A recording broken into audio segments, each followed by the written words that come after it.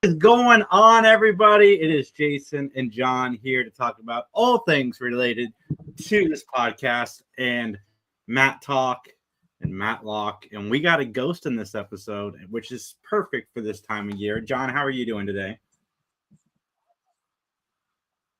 John is apparently. I'm doing all right. I'm having some audio issues real quick.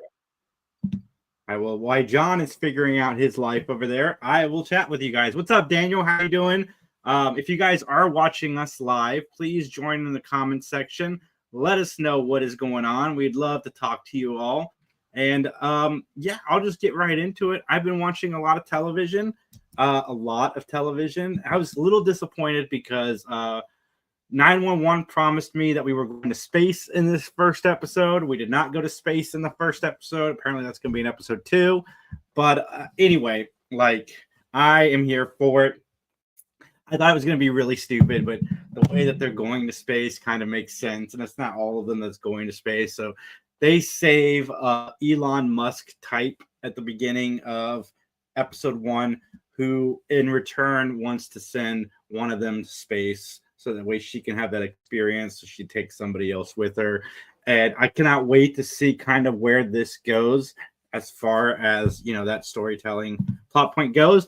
I am sad that it's going to be episode 2 before we get to see it happen. And trust me, Jamie and I will be talking about a lot of this next week. And what is going on? You're going through all your horror movies, including Rob Zombie's. Currently on Rob Zombie's Halloween 2. I didn't like Halloween 2, at least Rob Zombie's Halloween 2. There's parts of it that I like. I did not like the white horse or unicorn. I don't remember. I've only seen it once. I did like some of the family stuff. I kind of like the way it ended. Kind of wish we had gotten the third one because I did really like the first Rob Zombie Halloween movie. But you've been watching the Scream series, Daniel. I'd like to know what you think of it so far. I think you caught up by now. But what else have I been watching? Nashville. 911 Nashville is also pretty solid so far. Chris O'Donnell looks nothing like he did in Batman Forever. Of course not. He's gotten older. And I think that he's carrying the show pretty well. Leanne Rimes is also one of the regulars on that show. But it's a nice little pairing with 911. I'm digging the 911 Nashville. John, what are you watching? I'll get into more of what I'm watching in a little bit. Can you hear me? I can. Okay. All right. Well, I'm sorry. I had some difficulties here. For some odd reason, my earphones wouldn't connect for some odd reason. I don't know why, but you can hear me clearly right now, correct? Yes, you sound great. Okay, well, I can't hear you, but that, I guess, I can hear you, but they're coming through my speakers. So, anyways, what have I been watching? Man, I'll be honest with you. I'm still muddling through season 7, the last season of Homicide: Life on the Street, as well as also making my way through season 3 of Star Trek: Strange New Worlds. So those two things I've been kind of working on still, trying to get, those done. I've really been stuck on watching a lot of these YouTube videos of I don't know how it happened, but once you watch something, then they know the algorithm knows and keeps pumping things out. But I watched a thing on Gary, Indiana about what happened in Gary and how it could have been avoided and all this jazz. For those who don't know, Gary, Indiana is a pretty bad neighborhood. It's a pretty bad city. And so because I watched that, then I started getting flooded with all these other, the worst cities in the world to live and that. And so I kind of been really weirdly addicted to watching those to find out, why the country of Iran has 350,000 empty apartments because nobody can afford them, but they built them to try to accommodate people because Tehran is so big. And other cities how disgustingly filthy it is to live in some of these other towns and cities and countries and whatnot. So that's what I've been working on. Awesome, man. Well, something we've never done before on this show that I thought we should do because it's fitting, and we've done this on 3 Geeks all the time, but not on Mattalk, and we're going to do it on Mattalk. Give me 1 second while I get this pulled up. Okay, and while you do that, I'm gonna try to fix my speaker issue here. Good. I suppose we should start at the beginning. All right, so we got season Someone 2 at this trailer law from firm Matlock, covered up the truth. Kathy Bates. So I'm going to secretly expose the criminal. But things aren't always as black and white as they seem. Who the hell are you, Madeline Matlock? The truth is coming out. It's a lovely day. I know Julian took the document that showed that Brexa I cannot knew wait they were fueling an epidemic. Let's see where we pick it up after that. Well, it is starting tonight. Tomorrow. When So- we send our research to the Times, you know your friendship is over, right? And I hope whatever. Tell me, Maddie Matlock, how do you feel about Oh, the I did theater? not know it was Oh, I tonight. love it. As long as I'm not in it and I don't have to watch it. Well, you guys will get a Why? review from me Julian told me that you probably were acting tonight. weird. I'll try to watch it live. You want us both to go to jail? Is that where things are headed? Not if I can help it. It's a lovely day today. She wants us to delay going public. Just need to find more leverage. And how are you going to do that? I have a terrific plan. It's highly detailed, mastermind caliber. You really are incredible at this. That's like my grandson telling me I don't look a day over 50. But if you got something that must I am trying to I protect. love Jason Ritter, That man. He is document such a good is my actor. only leverage. You only need leverage So if much we're like on his opposite father. sides. Except In the best way. Olympia, please do the right thing. I'm not implicating the father of my children. You see what's happening here, don't you? Olympia's manipulating you. I'll go public, and Senior will feed you and Julian to the wolves. You come forward now, you're just a crazy old lady with no evidence. Here we go. Compiled a list of Madeline Kingston's federal offenses. What are you gonna do when you go to jail? You don't have the leverage you think you have. From now on, I'm in charge. I have one more question. With you didn't see this coming, did you now? It's a lovely day. All right, tonight. Oh, that is a pleasant surprise. I am so happy about that.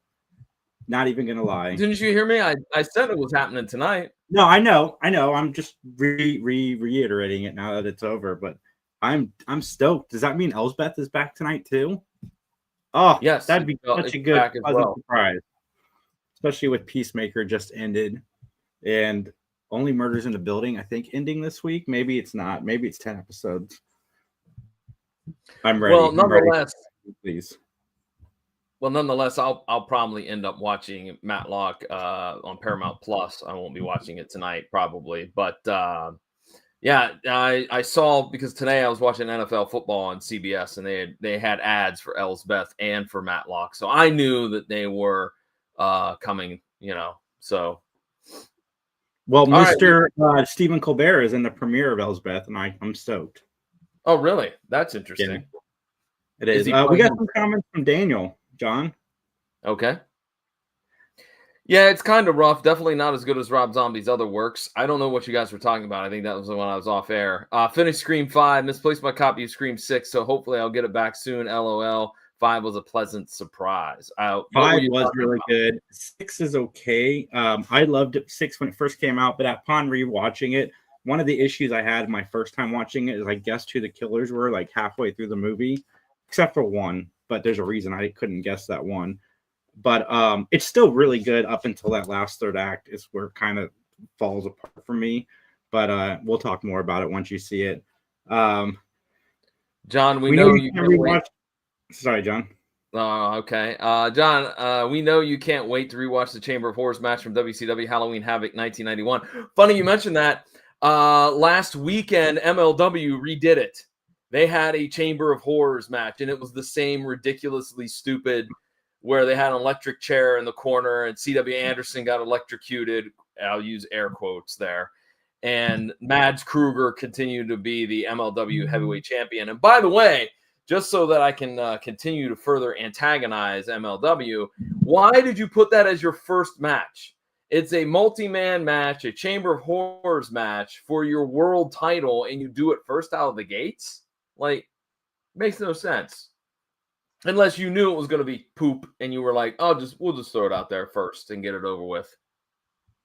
And Daniel Snow says, I still need to watch season 1 of Matlock. So, all right. Hey, guys, just read yesterday they fired the actor who plays Billy. Curious how that will play out. Same here, Liz.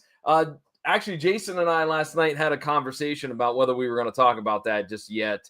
We'll just say that as far as like the story goes, I'm sure he'll like go off somewhere, or he'll get promoted or transferred out, or he'll just may disappear. You may do a Chuck Cunningham. Well, let me ask this: would you be against them recasting? Like, keep Billy the character, but recast him with another actor. I mean, I'm always down for recasting. I was even down for recasting Princess Leia. So recasting a character who's only been around for a season wouldn't be like out of the norm. Because I don't think he wasn't a super important character to the show, in my opinion. No. But we will comment about that later, Liz, once some more information comes out. I think it right now would be a knee-jerk reaction for us to make any comments or opinions known about that situation until everything is kind of revealed, if you will. But Daniel, you watch all this older television. You need to catch up on Matlock. You need to make it a priority, man. Help us keep the ratings good, because it's a great show. And speaking of which, we talked last night, and we discussed definitely doing more shorts that focused on the new episodes in the new series than when we do the old ones, which I think that's something that we're going to try out here in the near future, because I think that would help to keep the connection there between the old and the new. Do you like how I did that? That took a lot of talent and skill and practice. It did, man. Hey, go ahead. I've decided. Jamie watches Grey's Anatomy, which I've seen up to a certain point. I've seen episodes here and there with my daughter, and so I've decided this year I'm going to watch Grey's Anatomy, because I need another Thursday show to watch, because 2 Law and Orders plus 2 911s isn't enough for me. I need more. So I'm going to watch Grey's Anatomy as well. And I'm kind of excited. I've heard good things about the latest seasons of Grey's Anatomy. I heard they kind of got their groove back, storytelling wise. They got that creative spark back a little bit. So I'm stoked. But listen, guys, if you're not watching the show Doc, you need to watch Doc. It is so good. They just added Felicity Huffman, and she is fantastic. It's about a doctor who gets amnesia, doesn't remember 8 years of her life, comes back, and then this is the story post the amnesia, and it's really, really good. Wait a minute. Felicity Huffman's on the show? She got a reprieve from her shady business dealings? Yeah, she's been back. I'm surprised Lori Loughlin hasn't been able to make that same kind of comeback. But, yeah, no, Felicity Huffman's been popping into stuff. Okay. Since. Was unaware of that.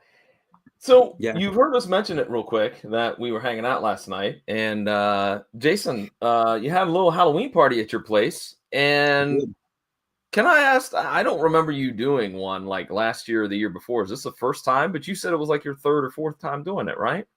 This is the first time I've invited people, because it's technically my uncle's Halloween party. And then this year, he's like, invite people, because usually I have the podcast. So the podcast is always my priority. And I'm like, all right, so I'm just going to do the podcast and then go back out when I'm done. But this year I'm like, you know what? We can put up an interview, because Justin and I have some in the bank right now. Put up an interview. We'll get together and have some fun. And yeah, it was a good time. I'm glad next year is going to be better, even bigger and better. I'm going to bring karaoke to the party next year. Karaoke? Uh-oh. Yeah. Oh, no. You are pretty darn good at that karaoke. You know what, John? I texted Max today. I'm going to tell you the exact text I sent Max, because it is true. So I was watching YouTube like I do, and a lot of hip hop shows up on my YouTube like it does, because that's what I listen to. And a clip from Vanilla Ice performing Ice Ice Baby popped up. So I texted Max and I wrote, when you see a clip of Vanilla Ice performing Ice Ice Baby this year and you realize you do it better than he does. Oh, snap. Yeah, no, I'm better at that song now than he is. He sucks, man. He was awful. So, well, okay. And I shared with you that, obviously, I think I shared it on the show too, that, I remember a disastrous Miss Jackson by Outkast, which in all honesty, I had a drink or two. And that's why I was brave enough that I'm going to do it better than Outcast. No, no. Miss Jackson goes quite quickly, and when you've had a drink or two, it's hard to keep up. So, yeah. But I don't know what else would be my go-to. Maybe Mr. Roboto by Styx. That would be my go-to. That would be my secondary. Yeah, because I'm not even claiming Miss Jackson as my first. It was a flipping disaster. So, I've got a whole list of songs I do at karaoke. okay. All right. Well, I'm looking forward to next year when there's karaoke, and maybe I won't be so lame and just throw together a last-minute costume. Maybe I'll actually put on. What were you last night, by the way? I have to ask because I didn't catch the reference. I was whatever my uncle gave me to wear, because initially he gave me a crown and like a cape type thing so I could be king, but that got confiscated by my friend Kyle's children. So then he brought out like a bandana with like a wig attached to it, and I just wore that. I was just me with hair. That's my costume. Okay. All right. Yeah, I just threw together. For those that want to know, I threw on my PVD cast t-shirt. I put on a set of actual headphones, and I was a podcaster. I had a microphone too. So, which John's taking people's phones and having them subscribe to his show, and also forcing them to write reviews for him at gunpoint. It was very awkward, but he got like 8 reviews last night. You know, the craziest thing, can we, I'm going to talk about this. I hope I don't hurt anybody's feelings, but the craziest part was finding out that Scott's wife is the sister to a wrestler that I know that I just started working with in May. That was to me like, what?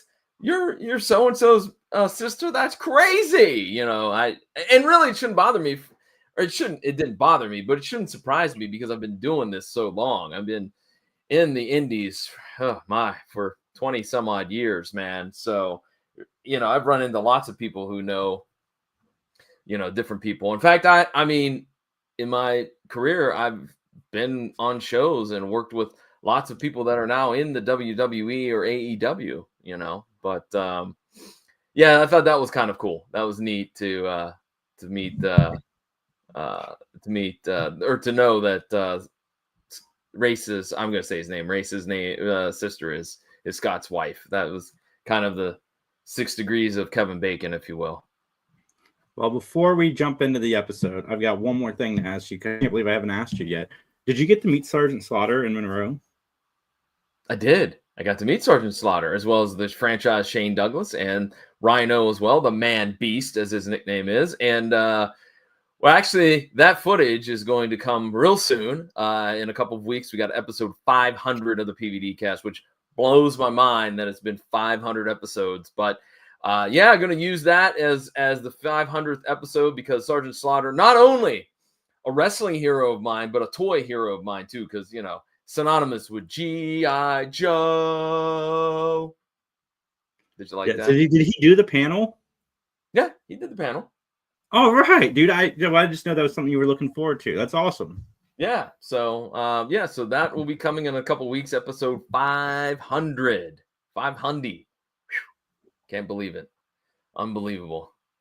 All right. Well, you know what? We've prattled on, and I think all the gremlins are done over here on my side of things. Again, I apologize that technology was working against me, but I think Jason covered my rear end, hopefully, while I was getting things back on track. Not hopefully. I know you did. Anyways. Yeah, I got a lot to say. It's fine.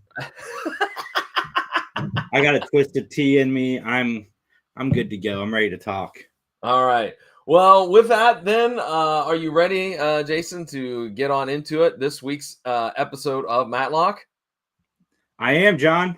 All right, then let's get into our opening statement. The episode's name is The Ghost, and its original air date is January 14th, 1993. And we have literally only 2 guest stars. All of the individuals listed in the cast did not have a lot of credentials. As a matter of fact, and I don't know who it was that I looked at, there was somebody that had this many jobs to the resume. That's right, 6, and that was it. So, oh, hello. Hi, lady. My cat has joined us on the podcast. I wondered where you were.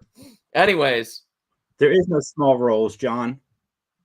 Well, I guess not, man. But I just was shocked by that because I guess I'm used to they have 40 or 50 or 100 episodes of a show or stuff like that. But yeah, this guest list was a little bit short. So let's go ahead and let's talk about it. Let's talk about our first one, Robin Christopher. She will be playing the role of Janice Wilson. You may know her as Sky Chandler on General Hospital and All My Children, and those two roles are about 700 episodes because I think she was 500 and some for General Hospital, and then All My Children, she had about 200 there. So even though she may not have much more after that on her resume, that's a lot of episodes, is it not, Jason? It is, and she also played Sky Chandler on one episode of One Life to Live. That's true. She also played Neela on Star Trek Deep Space Nine, and she played Lorna Devon for about 200 episodes on the show Another World. Yeah, and she's another one of our guest stars that I am in love with. Oh my goodness, really? Oh man. I'm looking for my cat. This has been quite the episode. Technical issues. Now we're gonna have feline interference here. Hey. John has ADD, folks.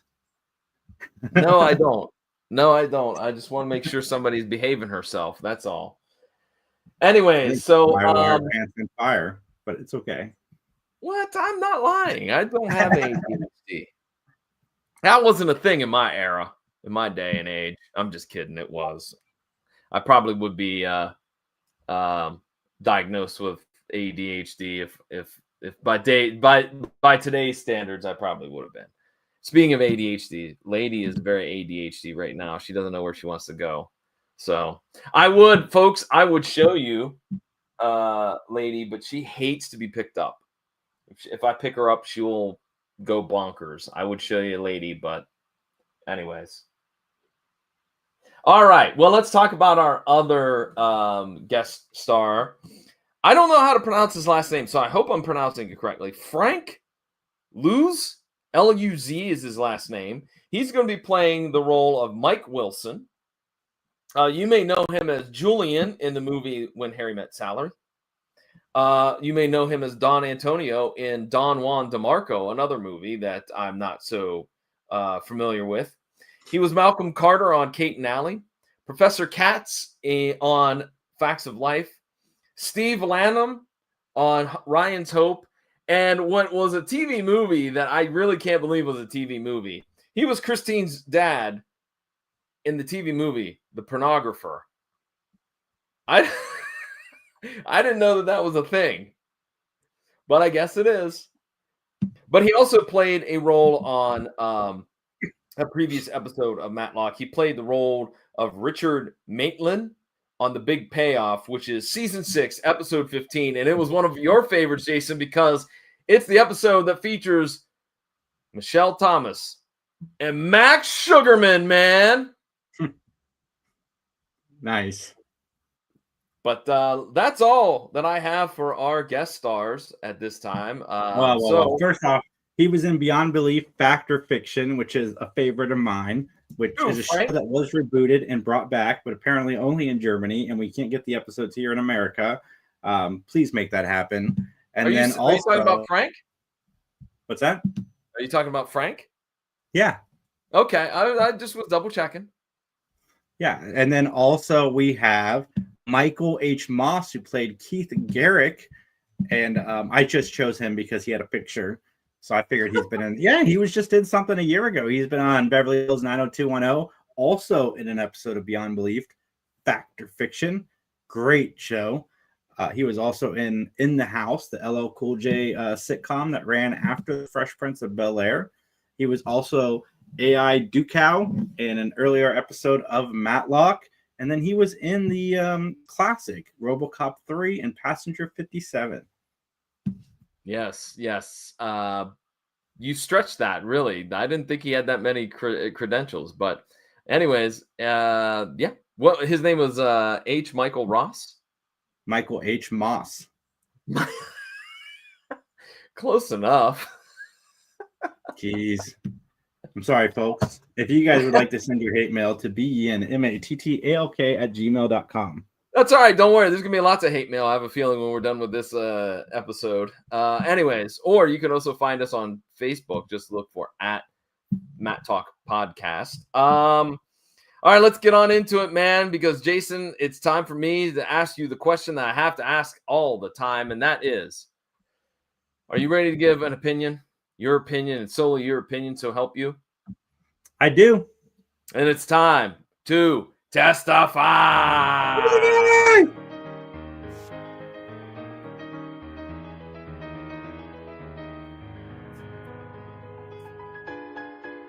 All right, ladies and gentlemen, let's take a look at the plot of this episode called The Ghost. Ben takes on a client that's a ghost looking to prove his wife is innocent. I'd like to repeat that real quick for you folks at home who are probably going, wait, what did John just say? I know it's a bad night for John. He's distracted by his cat. He's had technological problems. Clearly, he misread the plot. No. Ben takes on a client that's a ghost looking to prove his wife is innocent. Let that sink in for a moment, folks. And then John also found out today that I'm going to haunt him when I pass, if I go first.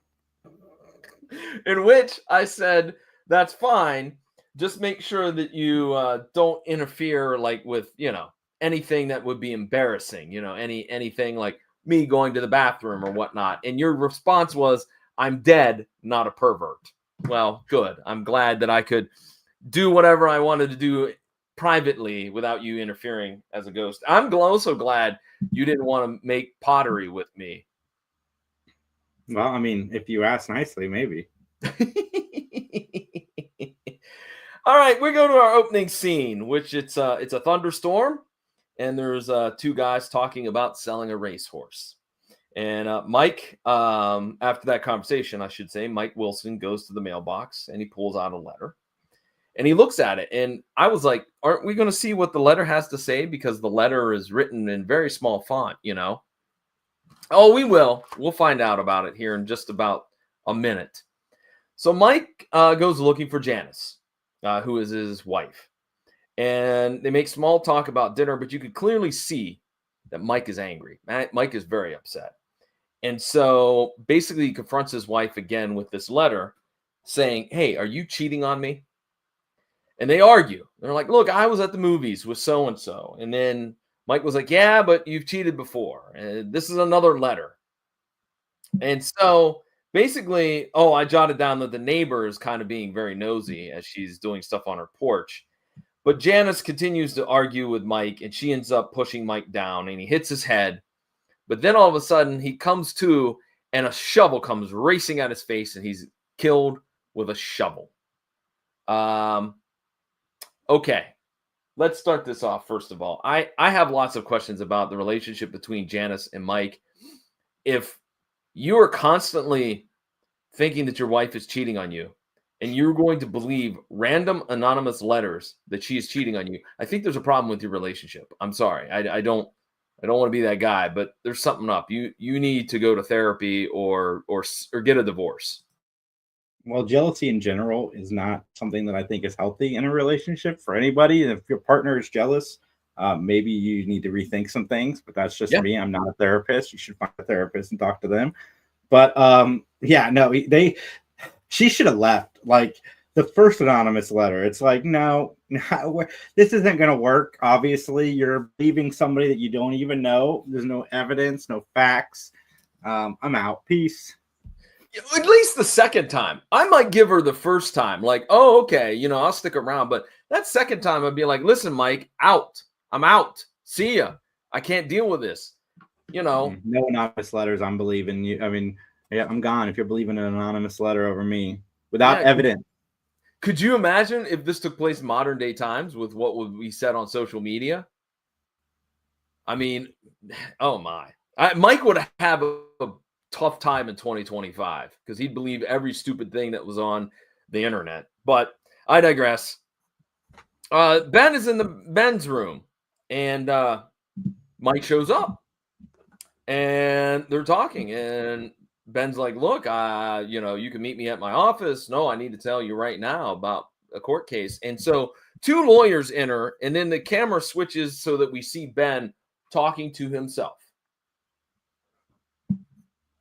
Ben is at his house in the very next scene, and Mike appears.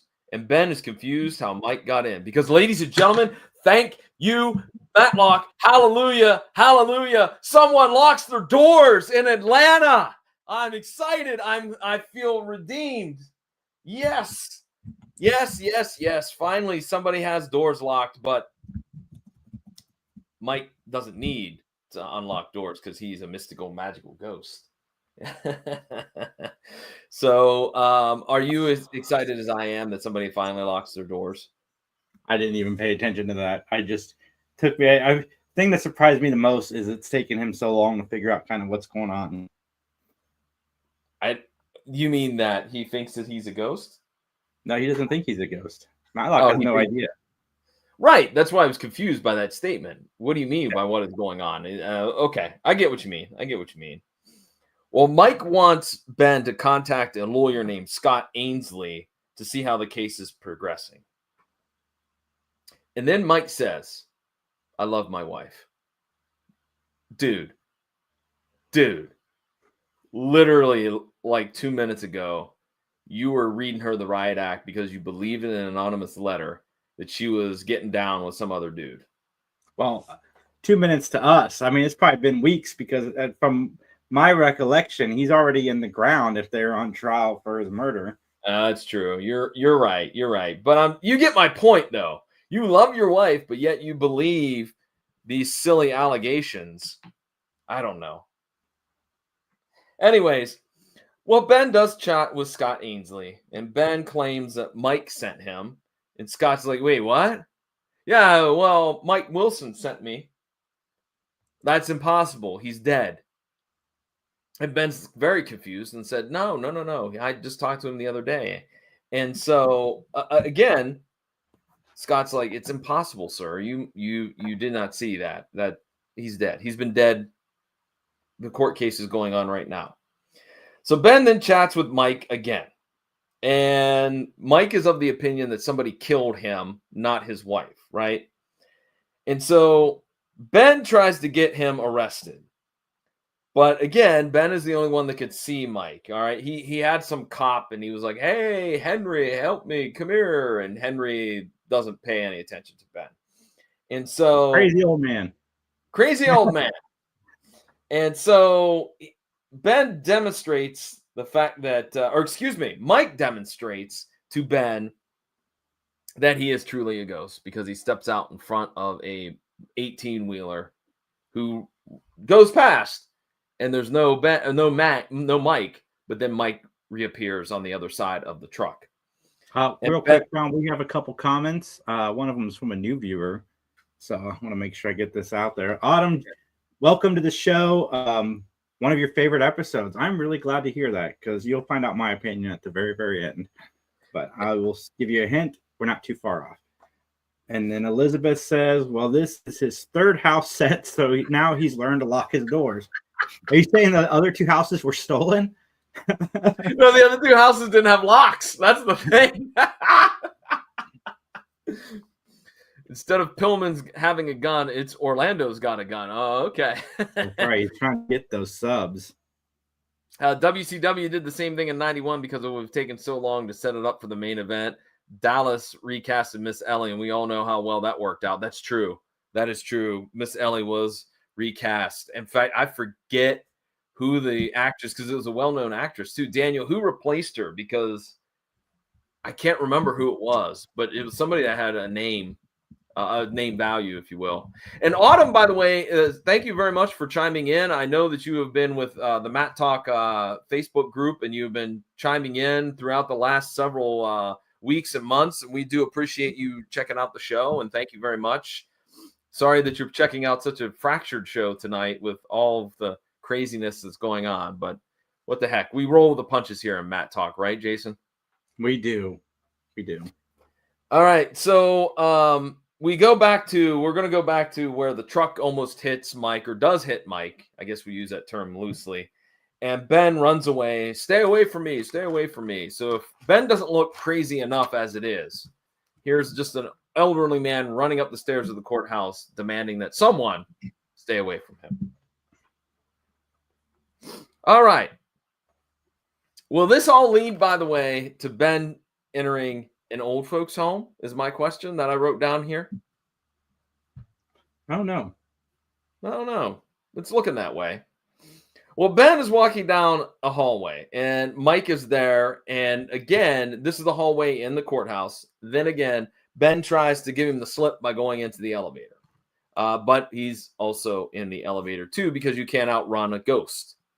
Ben and Mike talk about the case. And Mike's like, look, the last thing I know is a shovel hit me, and that's it. I was dead. So I just wrote this down. Is this supposedly, and I know I don't know when the movie Ghost starring Patrick Swayze and Demi Moore came out. I want to say it was in the early 90s, right?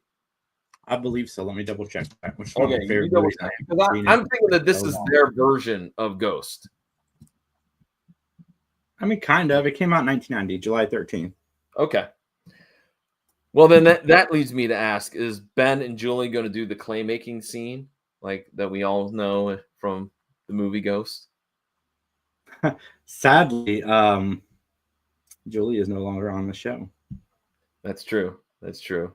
Maybe you can have Eileen from last episode. Come on, the one that left Ben after he split his pants. Maybe. We got more comments coming in, John. All right, well, let's hit those comments. Let's hear them. Let's get them up here, Justin. Let's see what we got. Ghost came out in 1990. Ducks 79 or 78, excuse me, says 1990. All right. What's up, Duck? Thank you for tuning in for your first time. We appreciate it. Yeah. Yes, Donna Reed from It's a Wonderful Life lasted one season, though she's famous for being by Bobby's side during his death. Okay, I knew it was somebody that had clout. I just couldn't remember who it was. I almost wanted to say Priscilla Barnes, but that is not correct. So thank you for clarifying, Daniel. Yeah, no, Priscilla Barnes was Three's Company. Yeah. But any other comments that we have, Justin? Is that it? That's it. Okay. All right. Well, Ben agrees to take the case. Good luck getting that $100,000 from a ghost, by the way. Just throwing that out there. Ben and Mike show up at the farm. And Janice and Ben chat. And Mike is kind of like feeding lines to Ben so Ben doesn't look like he's so disoriented and everything. So Scott is not the best lawyer. Is apparently what the big problem is with Scott Ansley is that he's okay. He's not very good. And so Ben ends up asking about the argument that they had on the day of the murder. And then all of a sudden Keith shows up. And Keith, man, he ain't waiting. He ain't waiting no time. I mean, I'm sure it's only been a few months, but he's ready. He's in there, man, doing what he needs to do to make himself the next Mr. Wilson, if you will, so to speak. That's right. He is hobnobbing it up, and there's a little something going on between Janice and Keith. Yeah, Keith wants to be in there, man. He does, definitely.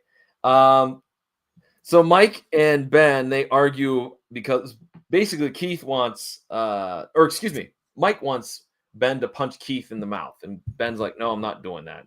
No. And so Keith is hustled. Ben hustles himself out the door. I apologize for that. So yeah, Keith was a victim of Mike wanting Ben to punch him, and then Ben hustles himself right out the door. Then we get Sleepy Ben. And Mike arrives rudely and believe Keith is the killer. I guess we have a comment here from Ducks78. Come on up here, Ducks. Unpopular opinion. I prefer Priscilla over Suzanne. Ooh, wow. I love the hot take. I like them both personally. Yeah. I love the hot takes. I agree with that. That's wow, man. That rivals some of mine. All right, Ben tries to read a book after he chews out Mike and tells him, get out of my bedroom. He tries to read, and every page of the book says, help me, Ben. And not help me, Obi-Wan Kenobi. You're my only hope. Help me, Ben Matlock. You're my only hope. Justin just gave us a boo, a big boo. But Mike doesn't let up. All right, he doesn't let up at all because Ben turns on the TV, and on every channel is Mike saying, "Hey, I need you to help me with this case." So he won't let up, and so finally, he ends up letting Ben go to bed and taking care of and behaving and going to take care of telling the truth. And if he does those two things, then Ben will do what he asks and take the case and look up a clue, which is that he kept the letters. Mike kept the letters, and they're in the office. So of course, when you need somebody to snoop around, who do you call? Conrad McMasters. Conrad McMasters is undercover at the farm. He wants to meet Keith. And I like how the guy Stewart was like, sucking up to the boss is never a bad idea.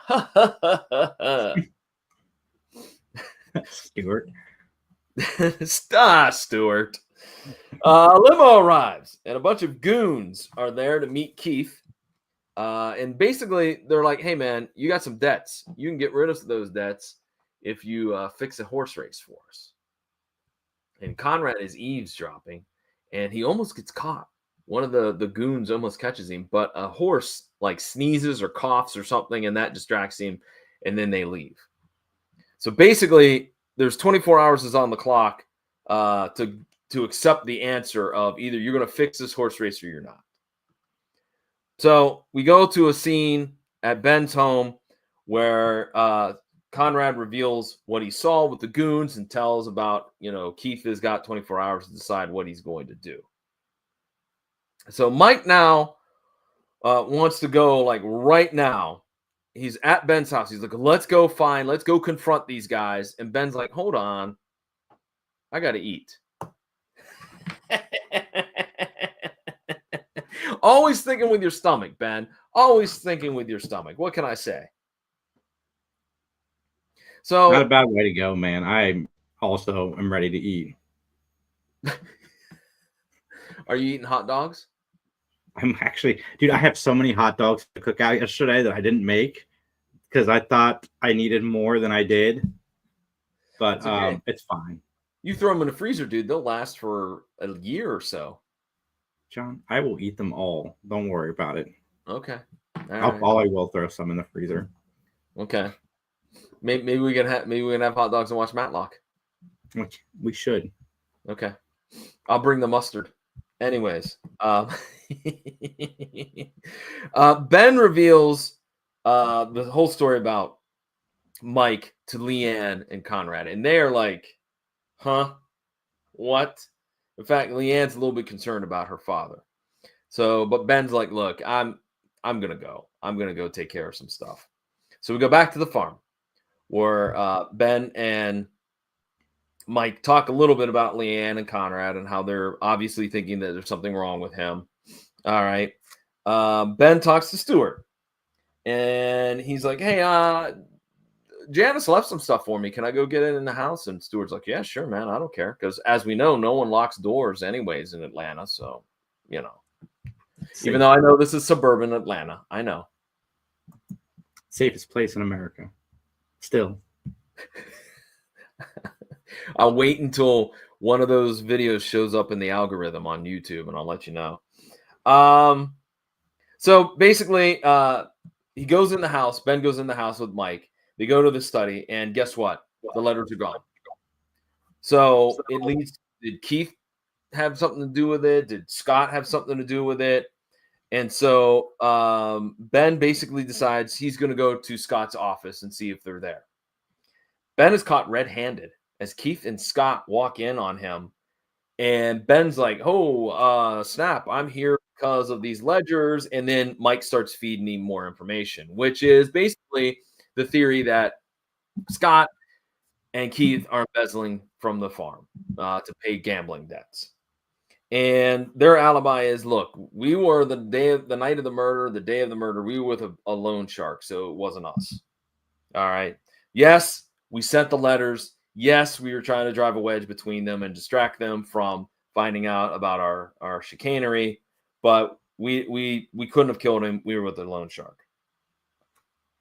So Mike wants Ben to convince Janice to take him as a lawyer. And so Janice follows up and exposes the story that Ben told them, which Ben said originally he worked for like an uncle for Mike in Savannah, did some legal work. And she went ahead and found out, nah, that's not true, right? So Ben pitches his services like, look, I feel like you're innocent, and I feel like it would be a travesty of justice if indeed you went to jail. So that's why I want to take on this case. Notice he doesn't mention anything about, $100,000. And so finally Janice agrees. Yeah, of course he's gonna do. He's not gonna tell her about the ghost after what happened before when he tried to tell people about the ghost. Yeah, exactly. Should just keep mums the word on the ghost. But I will say this. Ben mutters, "I'm going to kill you," at Mike. And I wrote down, we needed more death puns. That's what we needed. For this episode, we needed more death puns. Well, I was just waiting for the moment where he was going to tell her. And then because the one person he could tell would be her, because Mike could tell him something that only Mike would know. And then she'd be like, oh my God, he's really here. That's fantastic. And we didn't get that. You know what else we could have gotten? A seance. We could have gotten a seance. And then Leanne and Conrad would believe because they were part of the seance, the Ouija board and all that jazz. And there you go. No, don't mess with the Ouija boards. Children out there. Dude, I don't either. I never touched I have never seen. I've touched one once, and that's because I stayed in an Airbnb that had one in the wall. Don't ask. And we had to get rid of it. We had to make it a thing so it was no longer bothering us. It was in the wall in an Airbnb. Did you rip it out of the wall? No, we opened the wall. Like there was like a door into the wall. And then there was just it wasn't like the whole Ouija board. It was just that little piece that's on top, the one that's supposed to move. And yeah, we took care of it. We got rid of it. Interesting.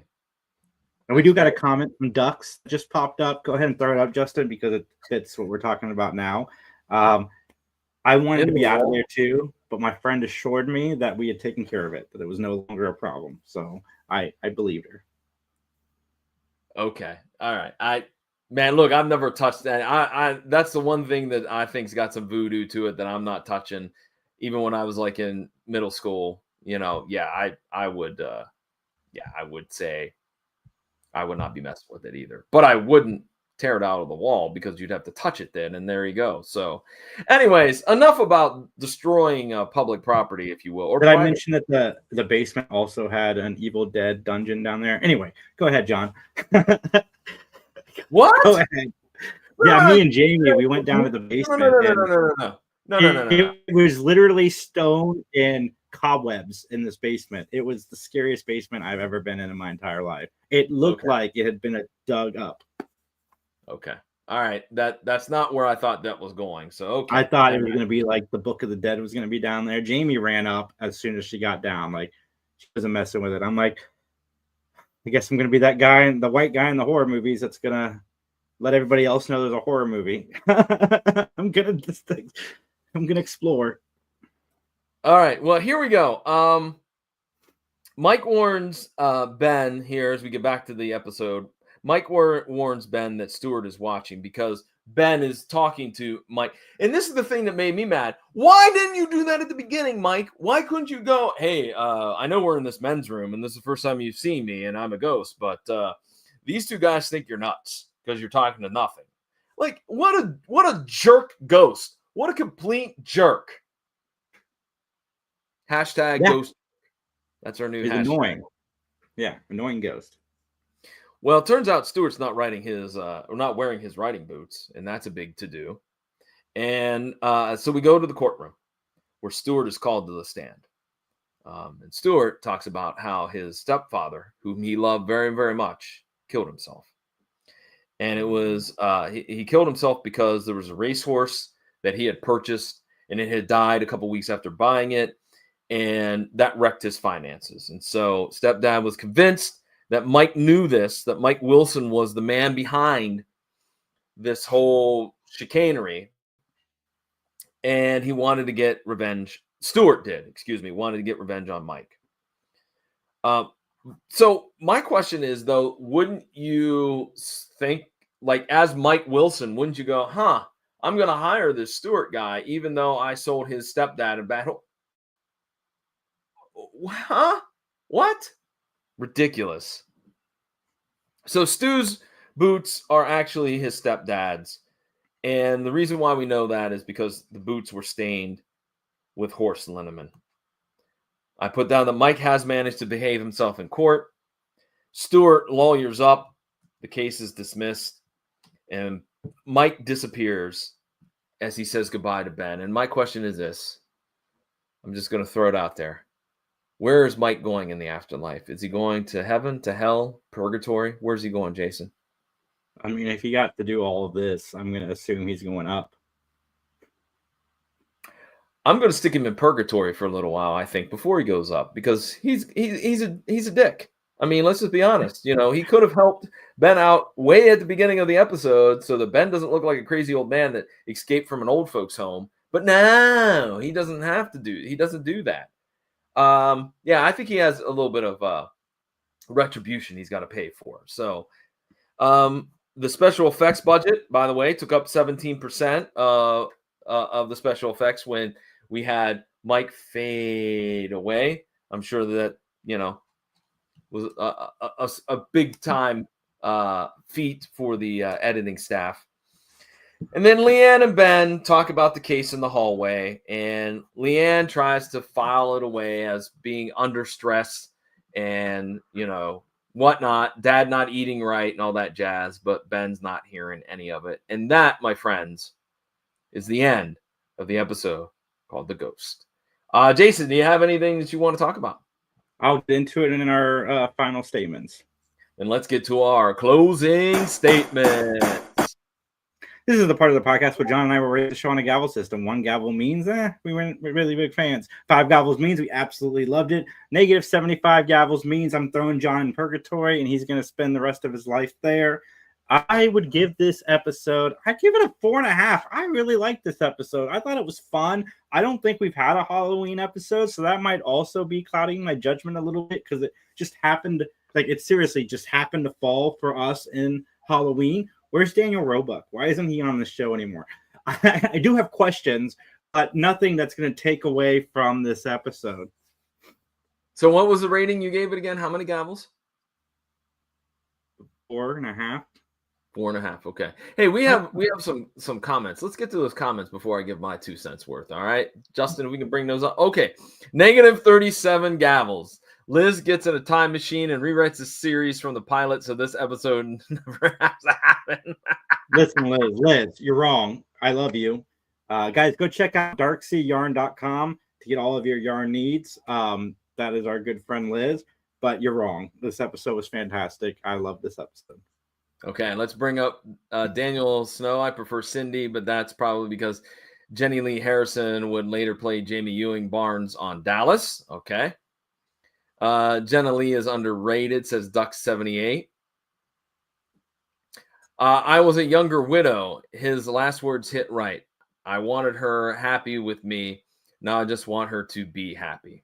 That's a really nice sentiment. And I was more of a Janet guy on Three's Company. That's why the other one, was fine. Like it didn't matter. I love Janet. All right. And any other comments there, Justin? We have no more? Okay. All right. Well, Liz, thank you for your input because I agree with you. This episode is garbage. And I can get rid of John, guys, while we just sit here and talk about how amazing this episode was. It was great. I knew you were going to do that. But anyway, Liz, you're right. This is ridiculous. I will go back in time with you and help you rewrite this episode because it is terrible. 1 gavel. That's what I gave it. I haven't given 1 gavel in years on this podcast, but this is hot trash. That's what it is. The terrible plot. The acting was meh. The comedy was stupid. The only thing I liked was that indeed Conrad and Leanne got some screen time because I'll be honest with you, at the beginning, about 10 minutes into this episode, I'm going, there's not going to be any Conrad. There's not going to be any Leanne because we have to deal with this stupid ghost. Ridiculous. I love the ghost. I love the ghost. And if you guys want more of John's wrong opinions, you guys can go check him out. Where, John? At pvdcast.com. But listen, we can agree to disagree. I don't know why you find it why do you find it that it deserves a 4.5? I had fun watching it. I did. I did. I thought it was fun. Oh, What? It's this was so much tedious. fun.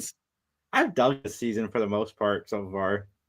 Some better than others. Like, I don't know, man. Maybe it's just because my expectations going into 7 were so low because I've heard so many stories about this shift. But I don't know. I had fun watching this episode. Is it ridiculous? Yes. But was it ridiculous in a fun way? Absolutely. Okay. Well, let's hear our last comment from Daniel here real quick. If we can pop that up, Justin.